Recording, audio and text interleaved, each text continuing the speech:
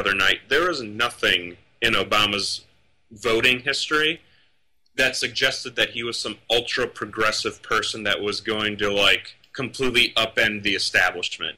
He was a complete moderate from the beginning, but he did have that rhetoric where he said these lofty things that, you know, they sounded great, and you can, because he was so general about it, you can always attach all this meaning to it. And to this day, you know, I can read an article about Obama and be very critical of him, but I don't know if that guy has some kind of, like, Hitler-type voodoo, and I hate drawing that parallel. But when I listen to him speak, all of a sudden I'm sitting on my couch drooling like, Obama!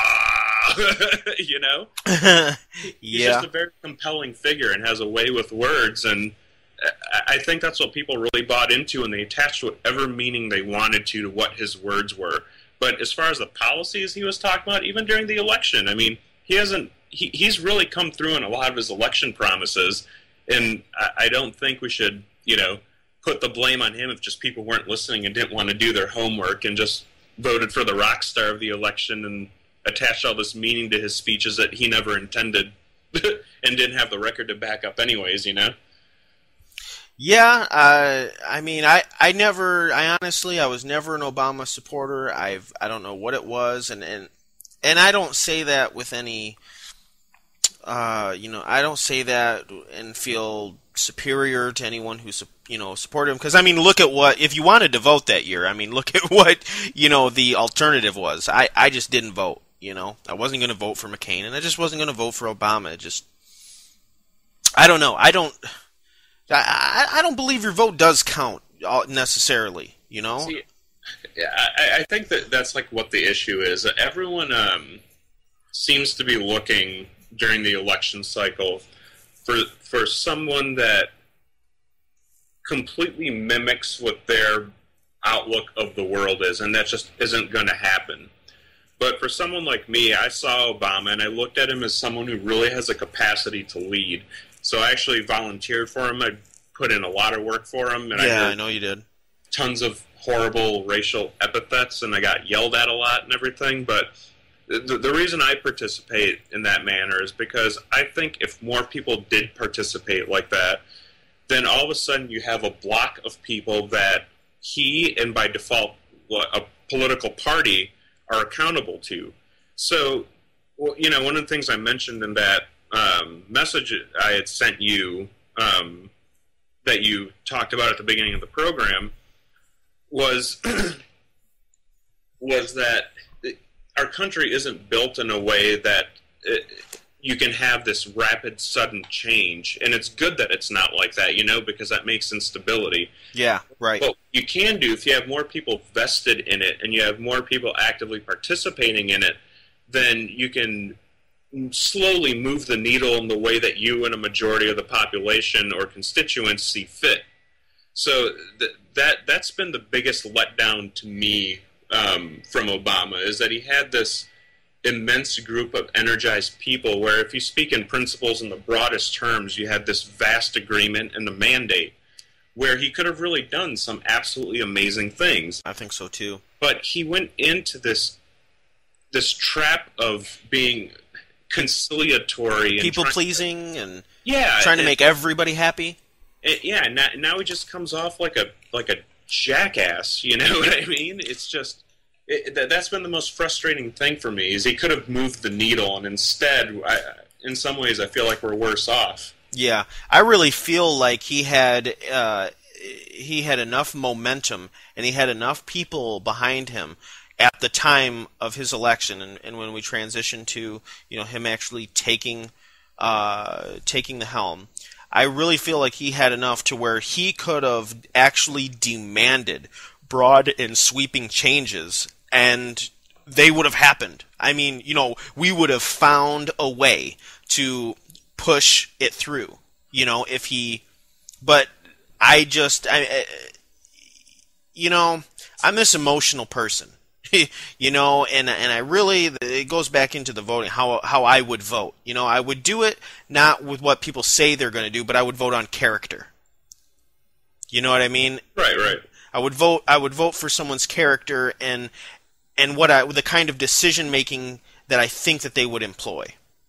And in that election, I just couldn't vote because there were just so many what ifs. And when he did his speech about, yes, we can, I mean, I was moved. And I was very conscious of the fact that I was moved, but I was like, man, I hope this guy's sincere.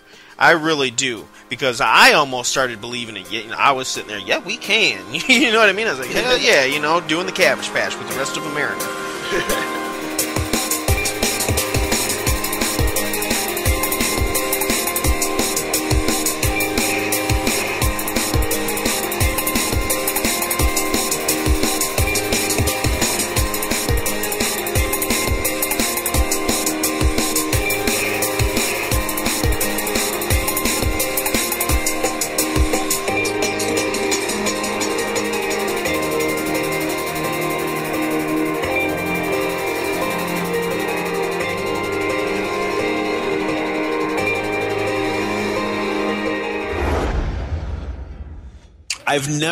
I feel like I have to medicate myself, and then for people who would be listeners, right?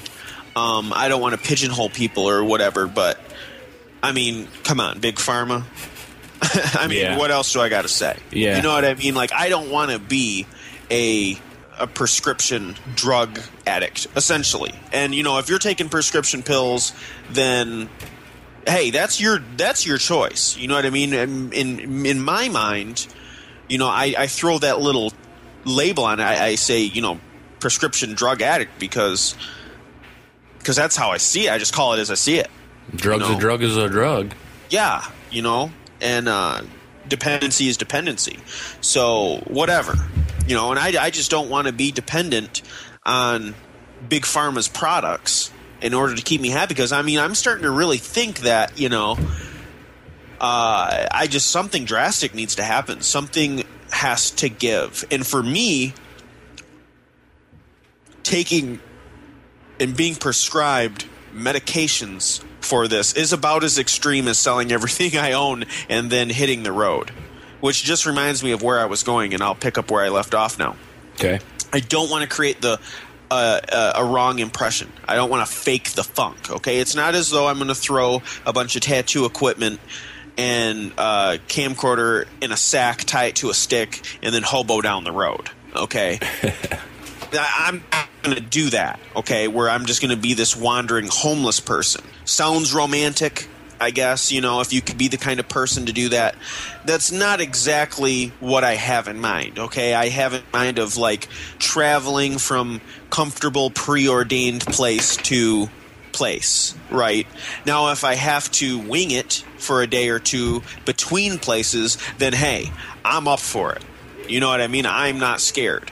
But I just don't want to create this impression that I'm going to be hoboing, hitchhiking, walking from town to town like the Incredible Hulk minus, powers, superhuman powers. I don't know. So, that's the reality. Okay, I'm basically talking about just spending some time, traveling, going and visiting people in distant places, and just seeing the options that are available out there for me, and looking and seeing if maybe there's somewhere else that I can call home. Because since I was 18, and I think even a little before I actually officially turned 18, I have not lived but one place for longer than a year. And it wasn't for much longer than a year when I did live somewhere longer than a year. It's like a couple, months over that. Yeah. So since I turned 18, I've only lived somewhere longer than a year one time. The average is 6 to 9 months where I live. And I've always been looking for someplace that feels like home, and something about me, it's this reoccurring theme throughout my adult life and to an extent childhood, where I just don't feel like I'm ever at home, and I always move to these places. I mean, I've moved out of state before. I'm in the Cape Fear Valley right now. You know what I mean? I'm from Michigan. I'm not from here. How do you think I fucking got here? By doing what Rob does. Picking up and leaving and starting fresh somewhere else. So this shit ain't new to me, man. And I'm just thinking, like, I guess it's just time to go again, But I don't know if I can take it anymore. You don't know if you can keep running? I guess. So you're at odds with yourself wanting to stay, but you don't really feel like you want to stay? There's not much keeping me here, put it that way. Mm-hmm. You know what I mean? I've been here for almost a year now. You know what I mean? I'm about to reach just my limit. You know what I mean? And this is not a new thing for me. This is a fucking pattern. So I know this feeling, but this time it's worse and it's different. Like, in ways that are very disconcerting.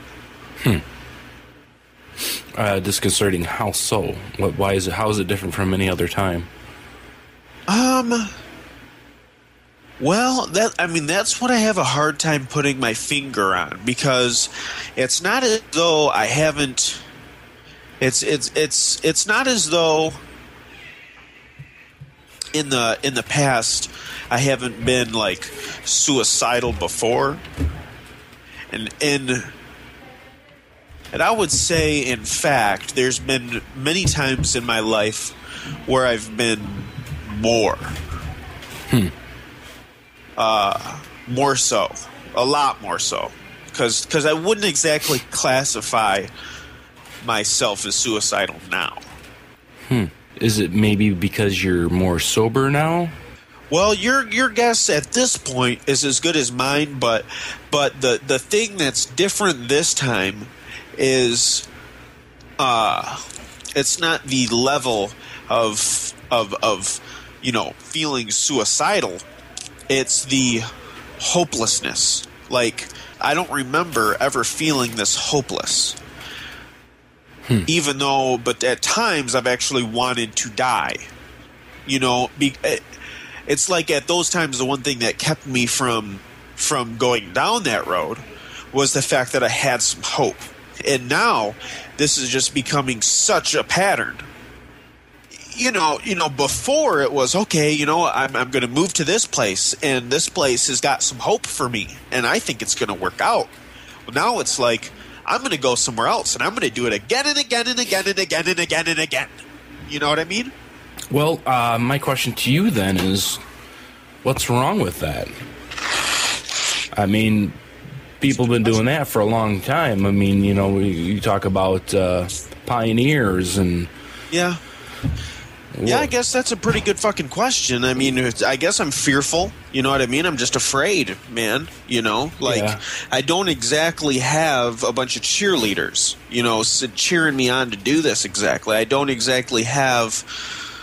and I don't necessarily know that I should, but... You don't know that you don't exactly either. And I mean, let's do some role reversal real quick. Yeah. If you were in my shoes... I love to travel, and I have traveled extensively before I became tied down. And not that that's a bad thing, but that's just the nature of the beast, and I cannot go and pick up and do whatever the hell I want anymore. When sometimes that's all I really want to do. So you're free in that sense. Yeah. You're able to do what you want to do, and that's accounting for quite a bit of happiness, I would imagine. Okay, well, we're getting somewhere, because what I really want to do is have security in a family. You know what I mean? And part of what gives me the motivation and the fuel, the drive to do this is the fact that I at least am telling myself, well, what I'm going to do is I'm turning 29 soon, and I'm going to spend basically until I'm 30 doing a lot of traveling, really enjoying this, and then when I'm 30, I'm going to concentrate on having a family, finding a home, settling down. Mm-hmm. Sounds like a plan. Sounds like a good idea. Sounds like a plan. But there's something, I don't know. So clearly there's a different, there's something else going on with me, and this just brings up questions. You know what I mean? Like, is it chemical? I mean, is it something going on in my head? Because I'm fucking, I'm bad right now. I think that's just your analysis paralysis getting to you.